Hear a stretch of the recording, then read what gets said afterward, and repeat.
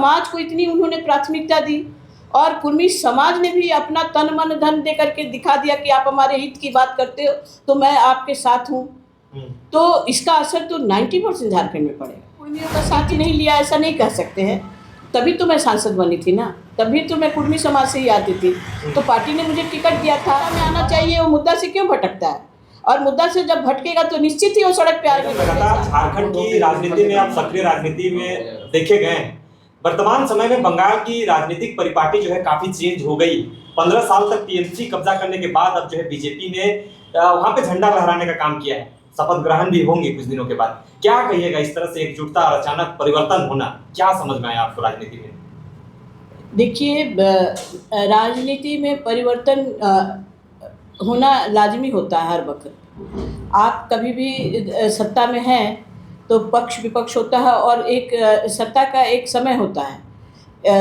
जब टीएमसी आया था तभी कुछ कारण रहा होगा, टीएमसी आने का वहाँ सीपीएम के बाद, और आज अगर भाजपा आई है तो वो भी कुछ कारण रहा होगा। और मुझे जो लगता है कि आज जो परिवर्तन हुआ है बंगाल में, उसका पूरी असर झारखंड में पड़ेगा। झारखंड में असर पड़ने का कारण मैं इसलिए बता रही हूँ कि पूरा जंगल महल आज देखिए तो भाजपा में हो गया है, जो हमारे झारखंड से लगा हुआ एरिया है। तो वहाँ जो बंगाल का जो कारण रहा था वो कारण बना बीजेपी के आने का। उसमें बहुत कुछ बातें थी जिसमें महिलाओं पे भी कुछ अत्याचार की बातें आई थी, जिससे हमारी डॉक्टर बेटी की हत्या वो प्रमुख कारण हो गया था। महिलाओं में बहुत जागृति आ गई थी और महिलाओं में बहुत आक्रोश भी था। और आक्रोश के साथ साथ ये था कि महिलाओं पे अत्याचार जो हुआ, एक महिला मुख्यमंत्री उस पर अगर मुख्य दर्शक बनी हुई थी, तो मुझे लगता है कि ये भी एक बहुत बड़ा प्रमुख कारण था। और दूसरी बात है कि वहाँ पे जो और भी कई कारण थे, घुसपैठियों का कारण था, तो काफ़ी मुद्दे ऐसे आ गए जो उनके खिलाफ जा रहे थे और भारतीय जनता पार्टी लगातार उस विषय को उठा रही थी और उस विषय के लिए वहाँ के कार्यकर्ता जूझ रहे थे। तो उसका परिणाम है कि आज भाजपा फिर से सत्ता में आ गई है और बंगाल में परिवर्तन की लहर आएगा। जो अत्याचार हो रहा था या जो वहाँ की जनता जिन कारणों से त्रस्त थी, उससे निजात मिलेगा। अच्छा, एक चीज बताइए, आप जंगल महल का जिक्र किए। जंगल महल कहीं ना कहीं झारखंड की कुछ सांस्कृतिक सद्भाव जो है देखे जाते हैं, और जंगल महल में जिस तरह से परिवर्तन हुई है, जिस तरह से जो है 2 दर्जनों से ज्यादा सीटों पे जो है, और ये कहीं ना कहीं कुर्मी बहुल इलाका माना जाता है, तो बीजेपी ने जिस तरह से जो है एक तरह से गेम चेंज करने का काम किया है, क्या लगता है कि कुर्मियों को अब जो बीजेपी उस ओहदे पे ले जाना चाह रही है जिस जगह पे जो कुर्मियों को होना चाहिए? देखिए, बड़े नेतृत्व जो हैं, जो केंद्रीय नेतृत्व जिसको मैं कहना चाहती हूँ, या जिसको देश की राजनीति करनी है, वो कहीं ना कहीं ज़मीन से जुड़े हुए मामले उनके तक जाता है। जैसे मैं कह रही हूँ कि मैं अगर लोकसभा लड़ रही हूँ और ये चुनाव विधानसभा का था, तो निश्चित ही विधानसभा में वहाँ का क्षेत्रीय बातें भी आएगी चुनाव में। तो ये बड़ा ही मुझे गर्व है कि हमारे राष्ट्रीय नेतृत्व के संज्ञान में कुछ बातें ऐसी आई है जिन्होंने इसको गंभीरता से लिया है। और गंभीरता से लिया है। कभी भी बेटा ये देखो कि चुनाव जीतने का चुनावी प्रक्रिया में हमेशा स्थानीय मुद्दा भी होते हैं, स्थानीय होते हैं मुद्दा, राज्य के मुद्दे होते हैं, सामाजिक मुद्दे होते हैं, ज्योग्राफिकल मुद्दे होते हैं। तो सोचो कि हमारा केंद्रीय नेतृत्व, हमारे यशस्वी प्रधानमंत्री नरेंद्र मोदी जी और अमित शाह जी गृह मंत्री जी, उन्होंने इतनी गंभीरता से वहाँ पे स्टडी किया और उस विषय को जाना कि जंगल महल में क्या विषय है जो इम्पोर्टेंट है, जिसको हमें ध्यान देना चाहिए। उसमें जो देखा होगा आप लोगों ने कि मंच से उन्होंने ऐलान किया कि मैं सत्ता में जब आऊँगा तो कुड़माली भाषा को 8वीं अनुसूची में शामिल करूँगा। ये बहुत प्रमुख विषय है भाषा हमारा। ये झारखंड, उड़ीसा, बंगाल से सटा हुआ एरिया जो हम लोग का कुर्मी समाज है, तो कुर्मी समाज को इतनी उन्होंने प्राथमिकता दी और कुर्मी समाज ने भी अपना तन मन धन दे करके दिखा दिया कि आप हमारे हित की बात करते हो तो मैं आपके साथ हूँ। तो इसका असर तो 90% झारखंड में पड़ेगा, क्योंकि झारखंड में भी कुर्मी समाज के इतने लोग हैं कि मेरे ख्याल से 37 विधानसभा में 37 विधानसभा में प्रभावी हैं। कई विधानसभा सुरक्षित क्षेत्र है, आरक्षित क्षेत्र है, हमारा कोल्हान आरक्षित है, बट वहाँ पे कुर्मी समाज के लोग बहुत महत्व रखते हैं उस सीट को जिताने में। जिनका और कई सीटें ऐसे भी हैं ट्राइबल जहाँ पे जनरल सीट जहाँ पे हमारे आदिवासी भाइयों का मत से जीतता है। तो ये बड़ी ही गंभीरता से इस विषय को लिए हैं हमारे केंद्रीय नेतृत्व ने, और उन विषय को उन्होंने रखा है क्षेत्र में, जिसका प्रतिफल है कि आज हम जंगल महल पूरा जीते हैं, और इसका असर हमारे झारखंड में 90% पड़ेगा। मैं देख रही हूँ, मैं सुन रही हूँ, और उसका असर होना शुरू हो गया है, क्योंकि झारखंड में भी एक हमारा मांग रहा है, हमारे युवा नेता लोग, हम लोग कितने दिनों से मांग कर रहे हैं कि ये होनी चाहिए। मैं उदाहरण एक ये देना चाहती हूँ आपको बेटा, कि जिस तरह से हम जब नेतृत्व में थे, हम लोग जब सांसद थे, तब अटल जी प्रधानमंत्री होते थे, तब हमने झारखंड का विषय रखा था कि अलग झारखंड राज्य बिहार से अलग होगा, हमारी भौगोलिक स्थिति, सांस्कृतिक स्थिति, वहाँ का जीवन यापन, जल जंगल जमीन का ये परिस्थिति है। तब राष्ट्रीय पार्टी भारतीय जनता पार्टी ने इसको गंभीरता से लिया और अलग राज्य दिया। आज हमको पूर्ण विश्वास है, मैं जानती हूँ कि भारतीय जनता पार्टी जो कहती है वो करती है। अटल जी ने कहा था और झारखंड दिया, और आज के प्रधानमंत्री श्री नरेंद्र मोदी जी और अमित शाह जी जो कहते हैं वो करते हैं। उन्होंने रघुनाथ महतो को स्थापित किया। आपको याद होगा कि प्रधानमंत्री जी ने रघुनाथ महतो जी का जिक्र किया। रघुनाथ महतो जी का हमारे प्रधानमंत्री जी ने रघुनाथ महतो जी को वहाँ के चुनाव में कहा, तो आप सोच सकते हैं कि वो कितनी ज़मीनी स्तर को लेकर के राज्य और देश का निर्माण करने चले हैं। मुझे बहुत गर्व है, मैं उनकी आभारी हूँ, और मैं धन्यवाद देना चाहती हूँ कि जिस विषय को हम लोग कहते हैं उस विषय को उन्होंने गंभीरता से लिया और उसको जनता को बताया। तो ऑब्वियसली हमारा झारखंड उसको अपनाएगा, और हम झारखंड में भी बहुमत से सरकार बनाएंगे।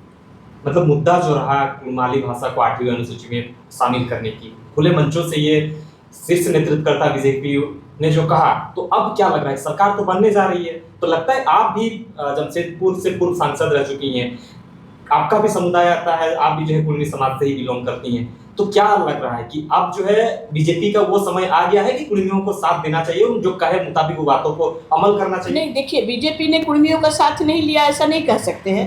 तभी तो मैं सांसद बनी थी ना, तभी तो मैं कुर्मी समाज से ही आती थी, तो पार्टी ने मुझे टिकट दिया था।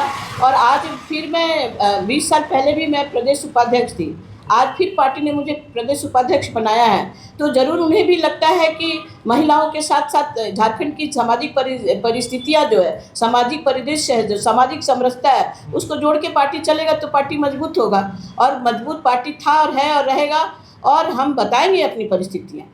हम अपनी परिस्थितियाँ झारखंड की, जैसे झारखंड राज्य के लिए बताया मैंने, आज भी हम बताएंगे। क्या लगता है कि बहुत सारे कुर्मी आंदोलन में भी जो लोग शीर्ष नेतृत्व पे रहे हैं, वो भी जो है इस बार के बंगाल चुनाव में अपना जगह बनाए, उन्हें भी जो है जगह मिला है, असेंबली में जाने को लेकर जगह मिला है, तो कितना मजबूती मिलेगी? कि सरकार गठन होंगी तो आप भी जानती हैं कि किस तरह से जो है हर जाति धर्म समुदाय को स्टेब्लिश करके जो है कैबिनेट की जाती है, तो क्या लग रहा है कि आपके समुदाय के लोगों को जगह कितना मिलना चाहिए? देखिए, मैं जो अपने राजनीतिक जीवन में अनुभव की हूँ, भारतीय जनता पार्टी के कथनी और करनी में अंतर नहीं होता है, जरूर प्रयास होगा। कैबिनेट में अपने समाज के लोगों को जगह देने की कोई बातें? देखिए, ये तो केंद्रीय नेतृत्व तय करेगा, और इसका जवाब तो मैं ये नहीं कह सकती हूँ कि उन्हें मंत्रिमंडल में जगह दिया जाएगा नहीं दिया जाएगा। जब इतनी गंभीरता से वहाँ पे विषय को रखे हैं, भाषा वाली बात, रघुनाथ महतो जी का बात, हमारे शहीदों का बात, वहाँ के स्थानीय मुद्दों की बात जब उन्होंने रखा है, ये पार्टी का केंद्रीय नेतृत्व निर्णय लेगा। अच्छा, बंगाल और झारखंड में क्या मतलब ये चीजें हो रही है? अगर अचानक से सत्ता परिवर्तन बंगाल में होती है तो झारखंड में ये कैसे पॉसिबल है? आपको क्या लग रहा है, क्या मास्टर स्ट्रोक होना चाहिए? नहीं, झारखंड में इस बंगाल का चुनाव जिन मुद्दों पे हुआ है और झारखंड में जो इलेक्शन होगा, जो मुद्दे आएंगे, बिल्कुल बंगाल से मिलता हुआ तो नहीं आएगा। बंगाल का मुद्दा कुछ और था, जंगल महल का मुद्दा कुछ और था, जो झारखंड और बंगाल से सटा हुआ एरिया है, और उन मुद्दों को पार्टी नेतृत्व ध्यान दिया है। तो निश्चित ही झारखंड के जो स्थानीय मुद्दे हैं, झारखंड में स्थानीय मुद्दे बहुत कुछ ऐसे हैं कि केवल बंगाल को ही लेके नहीं चलेंगे ना। झारखंड के जो स्थानीय मुद्दे हैं, झारखंड का जो सोशल स्ट्रक्चर है, झारखंड का जो राजनीतिक जो स्थितियां हैं, परिस्थितियां हैं, जो यहाँ का भौगोलिक स्थिति है, तो उस विषय को रख के चुनाव लड़ेंगे ना, और उस विषय को रखा जाएगा सही जगह पे। अच्छा, एक अंतिम सवाल रहेगा, जिस तरह से आप बीजेपी की जो है प्रदेश उपाध्यक्ष हैं, तो हमें ये सवाल करना आपसे बनता है। दीदी कह रही है कि हमारे साथ धोखा हुआ है, हम तो हारने वाले थे नहीं, हमारे 100 सीटों को जो है बीजेपी और चुनाव आयोग मिल के जो है गेम कर दिया है, जिस वजह से हमें सत्ता से बेदखल करने की एक साजिश रची गई। आप क्या जवाब देना चाहेंगे इसको लेकर?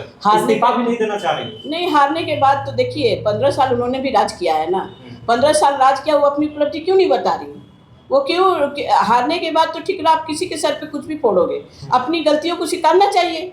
राजनीति में हमेशा दो पथ चलता है। अगर मैं 20 साल किसी जगह पे राज की हूँ तो निश्चित ही मेरे से कुछ गलतियाँ हुई है जिससे मुझे गलती से बेदखल किया गया है, उनको सुधारने का कोशिश करना चाहिए ममता जी को, ना कि किसी को आरोप लगाना चाहिए कि आपकी वजह से आपने ये किया, ये किया, ये किया। उनकी अपनी गलती स्वीकार करके हार मान लेना ही ममता जी का, मैं कहूँगी कि बुद्धिमानी होगी। झारखंड वासी बंगाल वासी को क्या कुछ संदेश रहेगा आपकी तरफ से? देखिए, झारखंड वासी बंगाल वासी को तो मैं बधाई देना चाहती हूँ, लाखों कार्यकर्ताओं को, जिन्होंने संघर्ष करके, जिन्होंने बहुत तकलीफ़ें झेलकर, हमारी वहाँ की बहू बेटियाँ भी बहुत दुखी थी, क्योंकि जो हमारी डॉक्टर बेटी का हत्या हुआ उस पर चुप रह जाना, ये मानवता का हत्या था, ये इंसानियत की हत्या थी, ये अत्याचार के ऊपर चुप रह जाना था, जिसका परिणाम बंगाल में देखने को मिला। मैं झारखंड में यही कहना चाहूँगी कि झारखंड की स्थितियाँ आज हमारे अनुकूल है। आज हेमंत बाबू को मैं ये कहना चाहूँगी कि आप देखो, आपने बहुत अच्छा सवाल किया है कि झारखंड किस कारण से बना था। झारखंड के स्थानीय लोगों को नौकरी देना है, झारखंड के स्थानीय मुद्दों को जोड़कर चलना है। जल जंगल जमीन की लड़ाई की बात आप करते हैं, लेकिन नौकरी किसको मिल रहा है?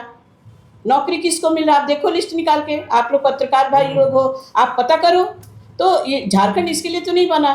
और दूसरी बात है कि आप यहाँ के जो स्थानीय मुद्दे हैं, जो झारखंड के जल जंगल जमीन के हक की बात है, तो आप उसको परे कर दे रहे हो, उसको किनारे कर दे रहे हो। और आप यहाँ के जो लोग मजदूरी, जो 4th ग्रेड जॉब है, टीचर्स का, सिपाहियों का तनख्वाह नहीं मिल रहा, आप क्या कर रहे हो? आप क्या कर रहे हो इस मुद्दे पे? पानी के लिए हम आज सड़क पे उतरे हैं, बिजली के लिए 4-4 8-8 घंटे बिजली कट जा रही है। ये मेन मुद्दा है। जिसको भी सत्ता में आना चाहिए वो मुद्दा से क्यों भटकता है? और मुद्दा से जब भटकेगा तो निश्चित ही वो सड़क पे आएंगे लोग। जैसे आज हमारे भारतीय जनता के पार्टी, मुझे भी जाना था, मैं कुछ कारण से रांची आई थी, मैं नहीं गई। तो बात ये है कि मैं जा रही हूँ, मैं आज भी सड़क पे हूँ, पानी के लिए, बिजली के लिए। क्यों? तो हमारा मुद्दा वही रहेगा जो जन मुद्दों से जुड़ा है, जो स्थानीय लोगों से जुड़ा है। चाहे वो जल जंगल जमीन की बात हो, चाहे स्थानीय लोगों की नौकरी की बात हो, स्थानीय का हक का बात हो। मैं झारखंडियों के हित की बात पार्टी करेगी और हम लोग सब सहयोग करेंगे।